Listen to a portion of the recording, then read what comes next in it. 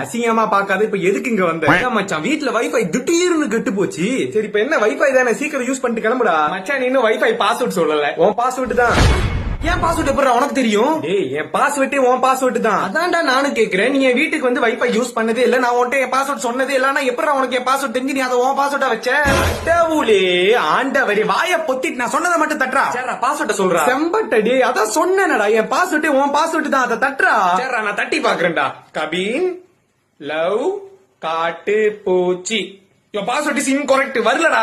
நீ கபின் லவ் காட்டு பூச்சின்னு தட்டினா எப்படி அன்லாக் ஆகும்? நீ தான்டா என் பாஸ்வேர்ட், அதுதான்டா என் பாஸ்வேர்ட், அதான் தட்டுனேன். ஆலங்காத்தாலே காண்டேத்திட்டு இருக்கடா நீ. என்ன நான் கடுப்பேத்துறனாடா? நீ தான்டா வேணும் உன் பாஸ்வேர்ட் என்கிட்ட சொல்லாம மாத்தி மாத்தி பேசி வேணும் சுயநலவாதியா நடந்துக்கிற. டேய் என் பாஸ்வேர்டே உன் பாஸ்வேர்ட் தான்டா. ஏன்டா உனக்கு புரிய மாட்டுது? என் பாஸ்வேர்ட் நான் தட்டியும் அது வர மாட்டுதுடா. ஏன்டா உனக்கு புரிய மாட்டுது?